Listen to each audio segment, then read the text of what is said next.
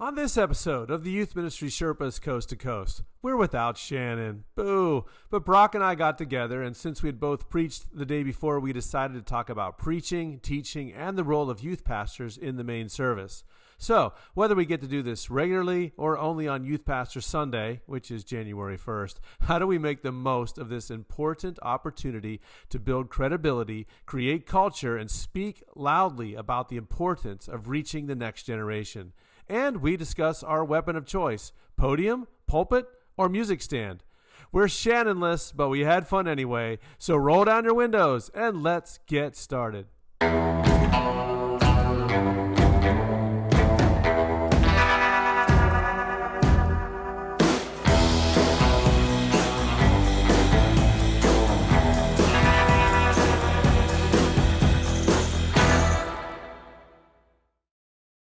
Welcome to the Youth Ministry Sherpas Coast to Coast podcast. My name is Steve Anderson, and I'm joined by the fabulous Brock Morgan. Good morning, Brock. Good morning, Steve. Nice to see morning you. To you. It's afternoon to me. Yeah, good to see you too. We're a little bummed out today because Shannon is not with us. She's away. So, yeah, she's away. We've had trouble getting the three of us all in the same room this spring, but we are committed to that idea. She'll be back soon. She'll be back. So this is our Shannonless. Shannonless. Doesn't roll off the tongue quite like Brockless, but it works. It works. It's probably more fun to say Shannonless. It's a little tongue twister. Yeah. Anyway, we are the Youth Ministry Sherpas Coast to Coast. I'm a youth pastor in Maryland with 30 plus years experience. Brock is a youth pastor in California with 30 plus years experience. And we are here to encourage youth workers to keep going and to have some vulnerable, honest conversations. We call it youth ministry with the windows down. We're also part of the Download Youth Ministry Podcast Network. They do some great stuff out of DYM. All kinds of great resources, including the new Sidekick app. If you haven't checked them out, go to downloadyouthministry.com and join up today. So, Brock, I understand you were preaching this past weekend. I was doing the same. And, when youth pastors preach, the good part is we get to preach. The bad part is the rest of our job doesn't go away, right? Oh, my gosh, right? It's like do everything you normally do. Oh, and here's a sermon. And I haven't figured out how to do it. Like I haven't figured out how to do less. No.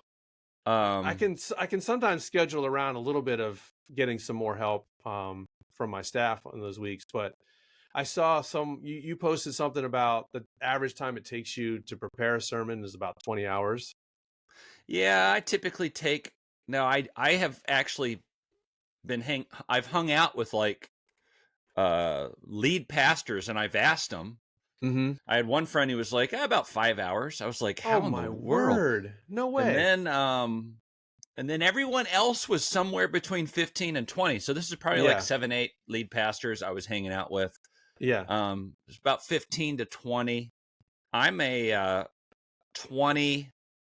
a 20-hour person, but that includes like heart preparation, prayer. Okay. Yeah.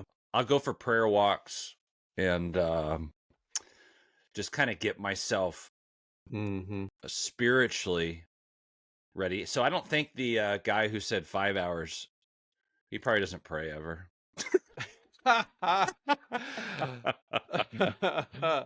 Maybe he spends 4 hours in prayer and then the message just flows out. Well, he's actually super brilliant, this guy I'm thinking of. So he doesn't need much prep. Yeah.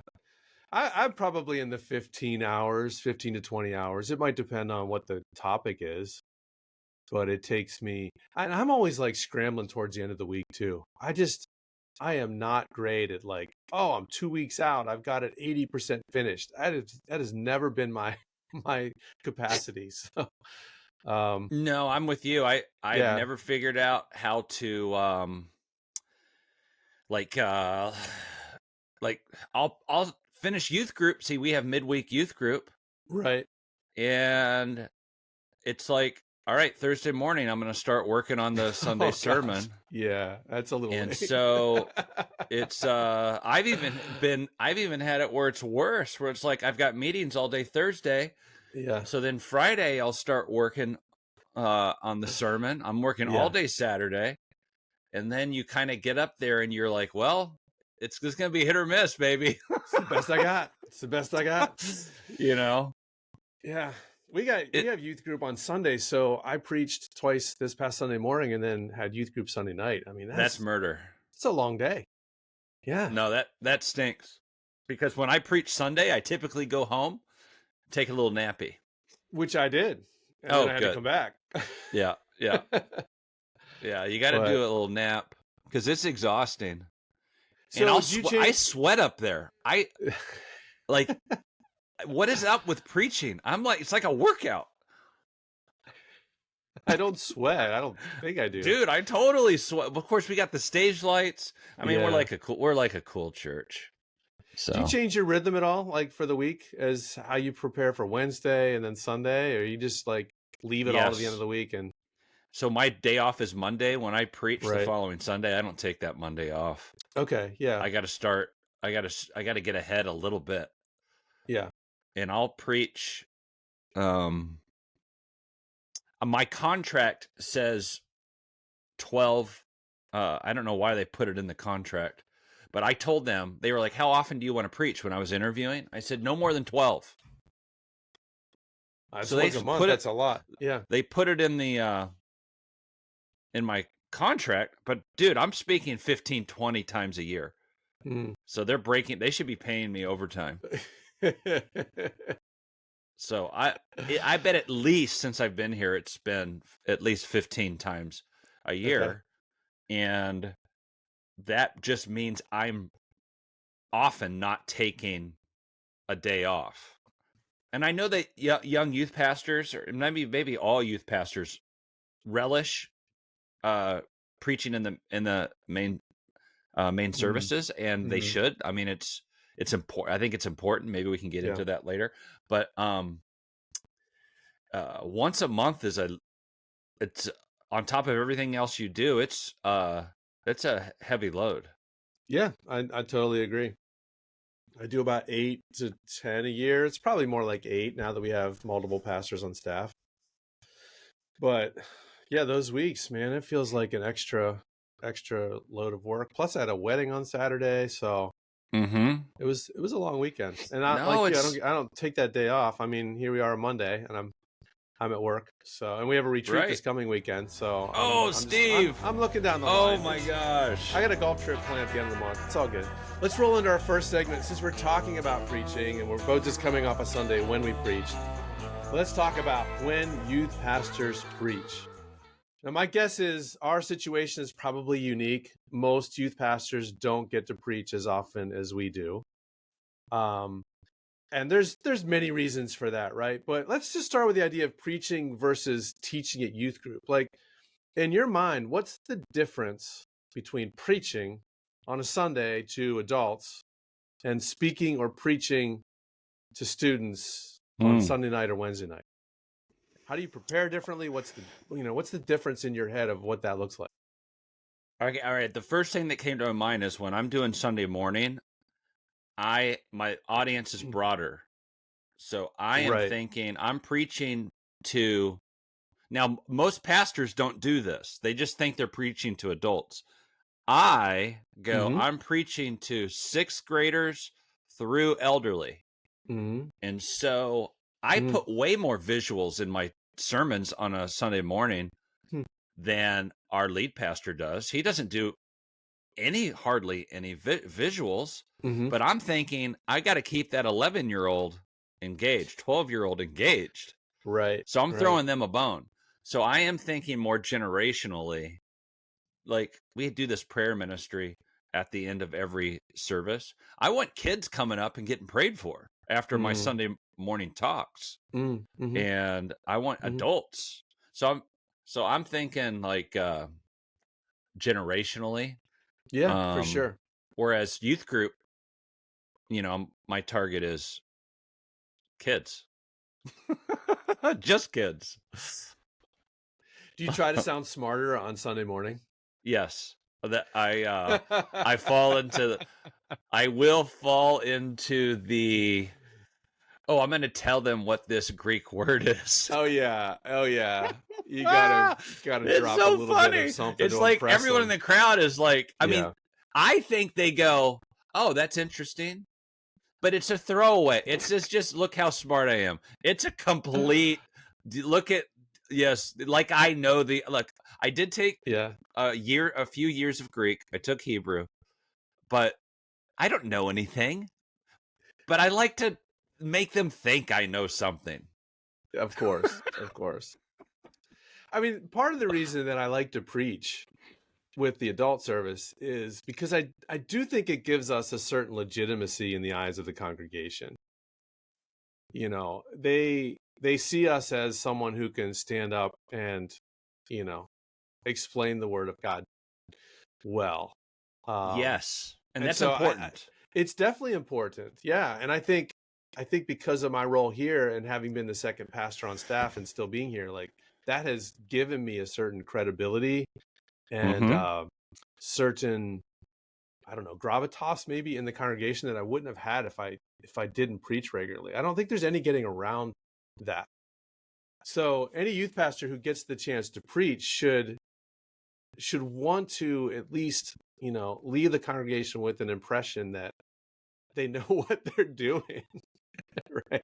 No, it's true. And pastors, I'm sure that lead pastors are not listening to this podcast, but I wish they were. It's important that you give a youth pastor some time up there. And not just for development. And not just on New Year's Day. Yes. Or the Sunday after Easter. National Youth Pastor Preaching Day is generally the first Sunday after New Year's. It's the worst. And anything between Christmas and oh my gosh. At this point, my pastor came to me. He was like, "Hey, can you preach the Sunday after Thanksgiving?" Which to me is almost as bad as the Sunday after Christmas. And I was like, "No." And he looked at me and he's like, "Come on, I did it last year." And I was like, "All right, if you did it last year, then you got to take it for the team occasionally." I'll take one for the team. But it's the worst. Yeah, I like it. Gosh. Also, I like it because it gives me a chance to really shout out to the next generation and the value of student ministry.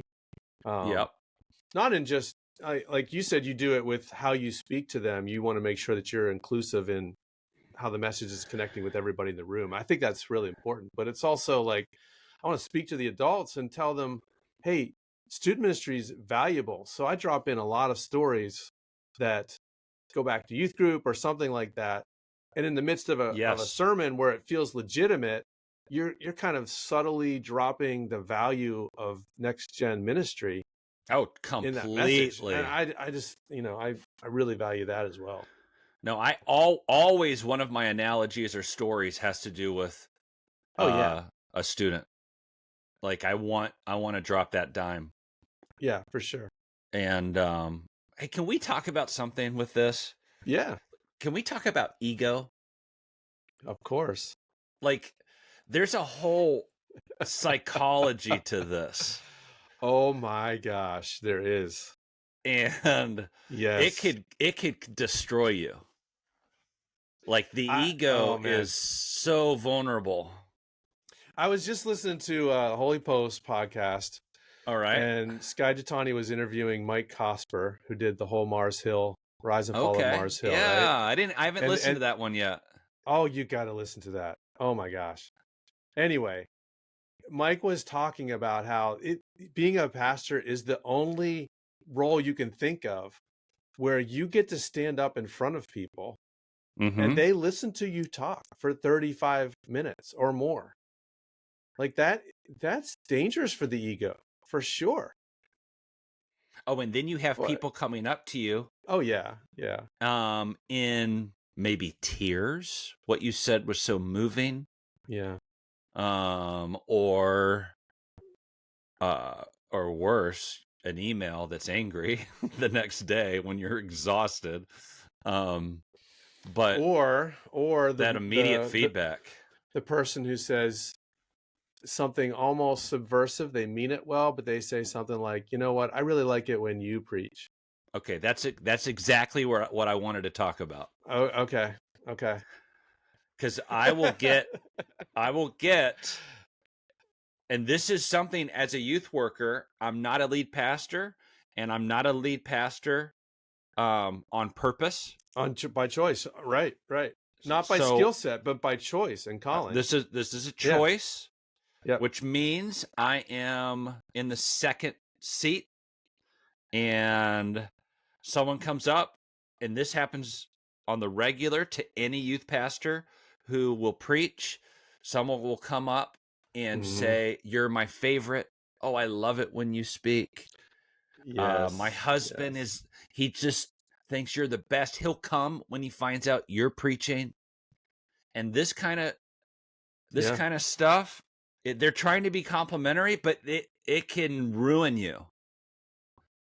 Like, you could play into what you said, the subversiveness, because someone could say it. I've had people say it who do not like the lead pastor, and it's subversive in that way. But here's the thing: if I base anything on, if it feeds my ego, then if I hear the opposite, it will destroy my ego. And I feel like I have to pull back and not.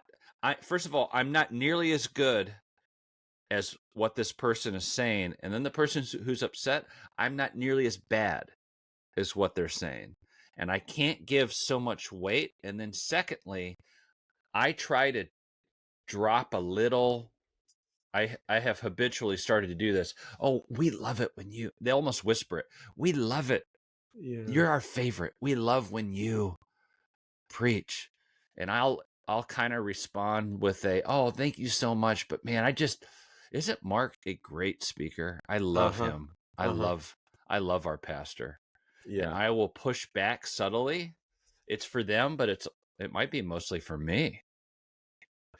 I'll sometimes respond with something like, "Thank you so much." You want to be, show appreciation for their comment, but I'll say something like, "It's so nice to be able to do this once every 6 weeks," because they wouldn't say that if they heard us every week, It's sure. Because it's because we're fresher. It's because we're not up there all the time that they're not bored with us. Steve, so you got to remember that. Oh, I gave the worst talk of my life 2 Wednesdays ago at youth group. Did I tell you this? No. So some kid probably called you out for it. I have a stress dream that I've had for 20 years. And the stress dream is I get up in front of an audience and I can't find my notes. I don't know what to say. Oh my gosh. It's a terrible stress dream. I wake up in a cold sweat. I got to drop a story as soon as you're finished. Okay, so 2 Wednesdays ago, I get up and I'm like, "Oh no, I don't have my notes. Yeah. I don't know where my notes are." Yeah. But it's the band's done. I got it. I get up there and I just BS for wow. Like, the slide thing would go up and I would go, "All right, I'll talk about that slide." Then the next slide would go up. And I would just talk about that slide, and it was a technical talk. It was why we can. It was about how do we know that God exists. Okay, it was a pretty technical. Yeah, it got to the point where even in my own mind, I was like, "Brock, just get off the stage, just end it already." It's good. Oh my God, it was so. Oh, it was unbearable. So this is what happened to me yesterday in a similar way. Yeah. So I wrote my sermon on the Google Drive.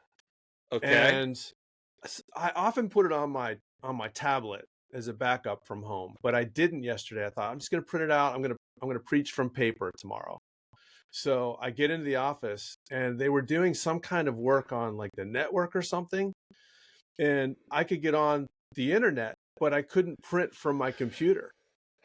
And it's like 20 minutes before the service, and I can't print my sermon. Oh my gosh. And I had written it, I had finished it at like 11 the night before. And of course, we put the clocks ahead. So like it was a rush job anyway. It was late. There's no way I could have done that sermon from memory. What would I have done? Oh my gosh. So did you preach from your tablet? So we ended up, another computer in the church building was able to access my Google Drive. Oh my gosh. And send to the printers. Stressful. Dude, that's stressful. I was super stressed. It was you're like trying to stay calm, and you're asking people for help. Inside, you're like 20 panicking. minutes from now. Yeah, that will never happen again. I'll always have a backup. Anyway, so yeah, ego is definitely part of it, and I think that can get you into all kinds of trouble as a youth pastor if you want to play that up and leverage that in some weird way. So you gotta tamp that down. You do. And I would also, there have been Sundays where I've preached in the main services and I feel like I didn't do a good job. Mm-hmm. And I could beat myself up over that. And I don't need to do that. No, not everyone needs to be a home run, right? Like, I'm putting too much weight on the importance of this thing. That is so true. It is not... People's lives do not rise and fall with the words that come out of our mouth on Sunday morning or Sunday night or Wednesday night. And so true. So true. Man. It's a funny thing. Church is a funny thing. And how we have elevated almost to idolatry the speaker. Oh yeah. Yeah. We can't fall into that trap. No. It's too easy to fall into. Like, did you have heroes as a young youth worker that you were like, oh my gosh, that person, the way they communicate? Oh, sure. Mm-hmm. And we would go to a conference or something and see someone. Man, and think, you go hear Francis Chan and you're like, oh my gosh, the passion. Yeah. Or Louis Giglio. Oh my gosh. Oh my gosh, he's smart. He's not using notes. What the heck? Yeah. Like the way, like it's you're just. Rob Bell, when he first came out, before people were calling him a heretic, he was like a rock star. And I remember being like, oh my gosh, Rob Bell. So good. Amazing. Yeah. You can't compare yourself to others. Just be faithful. No. Yeah. Anyway. Oh man, yeah. Ego is all wrapped up in it. So anyway, we're going to keep on preaching. Yeah. Hopefully not too often, right? We're not going to have any days off, but yeah, it's a challenge. It is. And I would say if you're a youth pastor and you never get stage time, you might want to vision your pastor for, and especially as you get older, your audience is going to need to broaden for longevity purposes. Staying in youth work longer means your voice needs to, as you get older, you're going to want to broaden your audience a bit and help shape culture and language church-wide. Otherwise, you're going to be dissatisfied. Absolutely. So I just think you do need a vision for that, but also it will help legitimize your role as a youth pastor when you get that shot.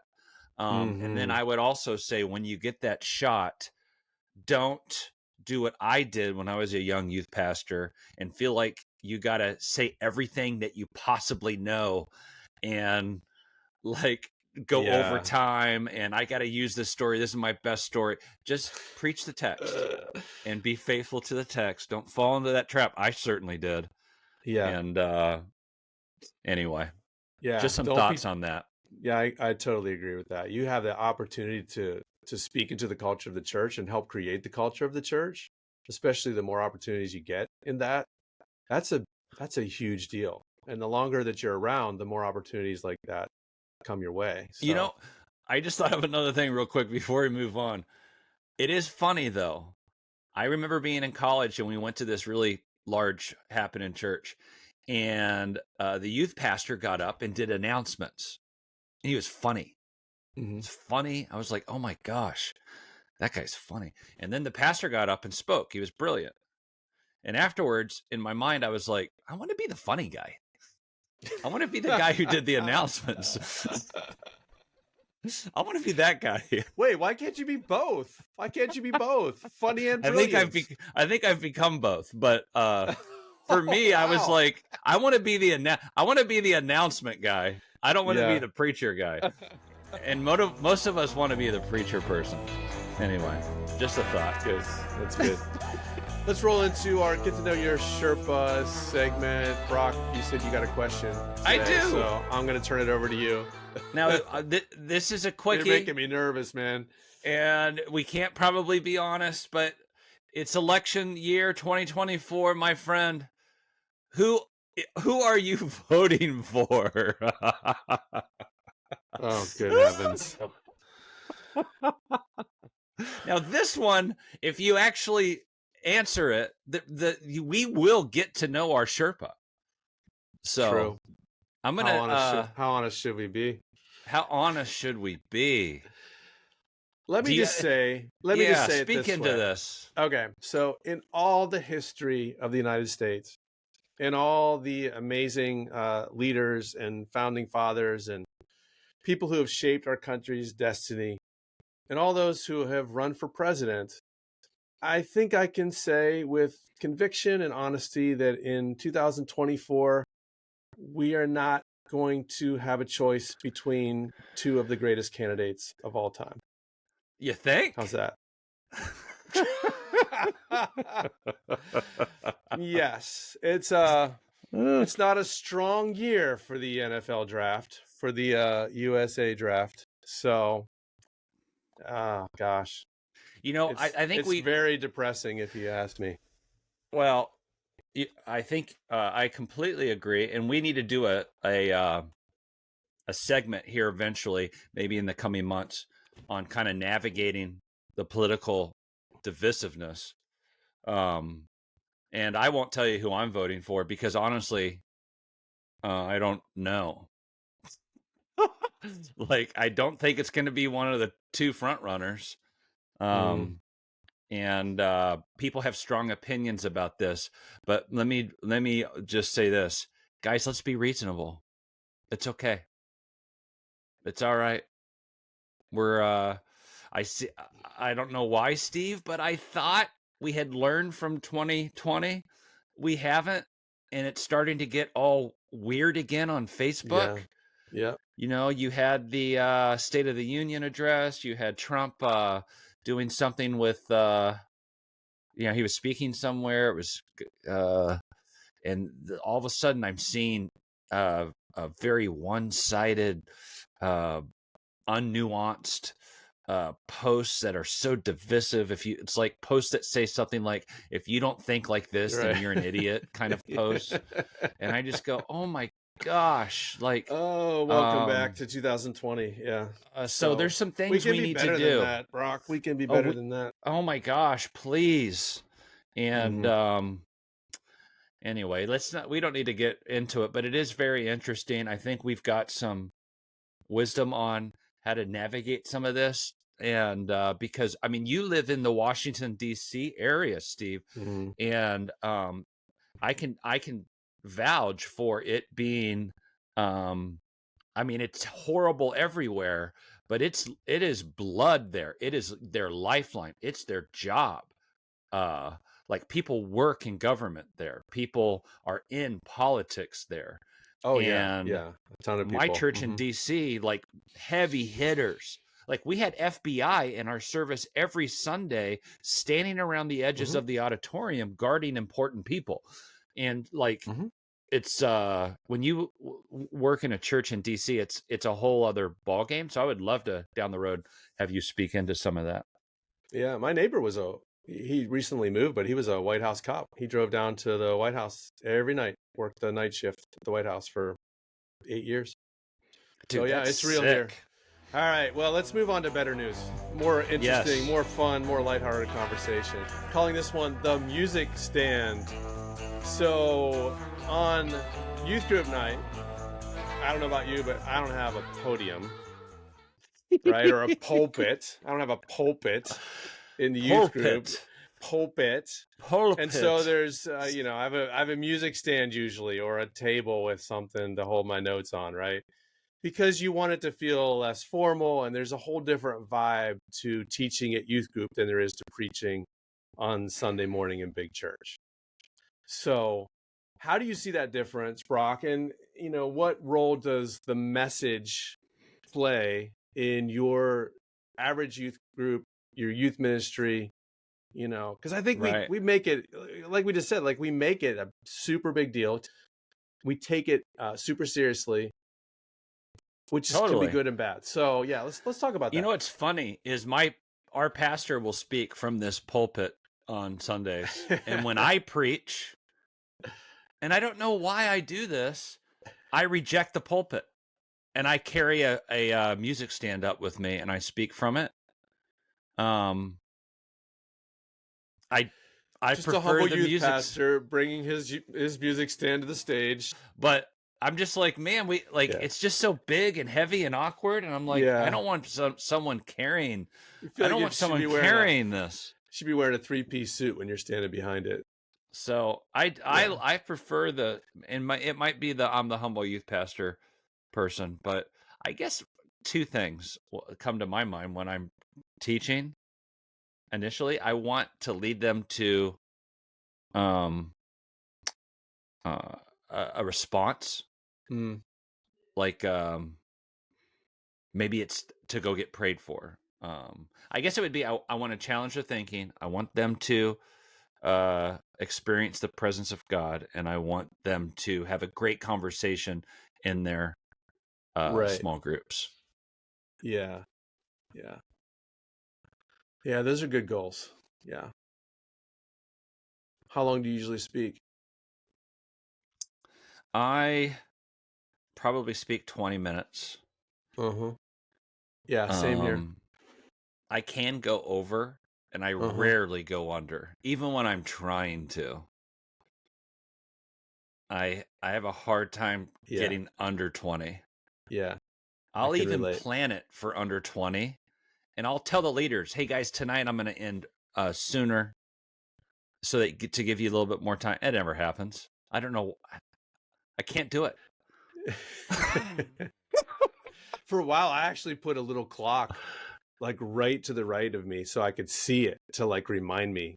Yeah. Shut up and get off. Oh, get off the stage. Yeah. No, I like those. I like those goals. A response, make them think, and give good discussion afterwards. I like that.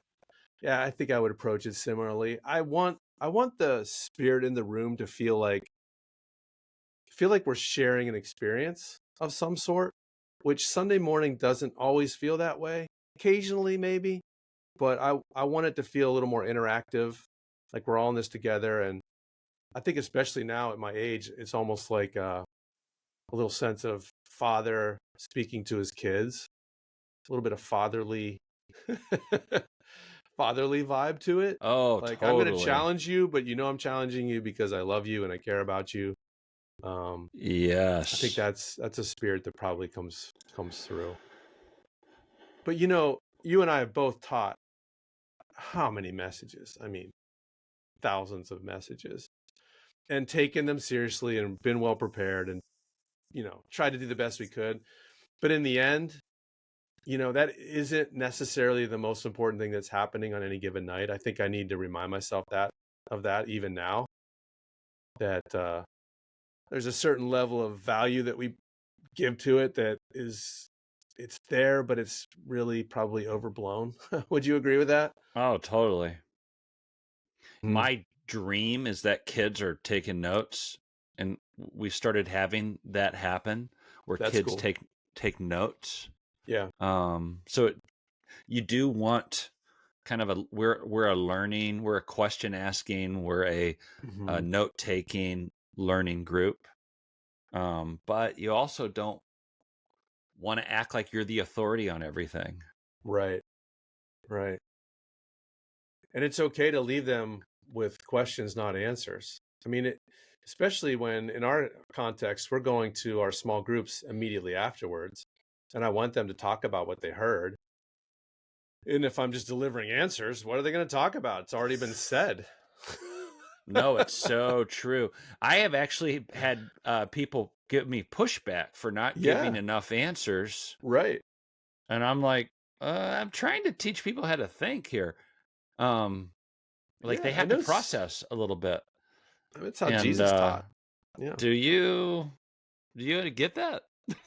Mm-hmm. But man, sometimes I'll and I do give some answers. It's not like I want to just provoke doubt or questioning, but I would much rather have our students leave our ministry being savvy, thoughtful, understanding why they believe what they believe, knowing they're safe to ask questions. And I think the best thing we can do to create an atmosphere where people feel safe to ask questions is to ask questions ourselves, to raise questions. Yeah.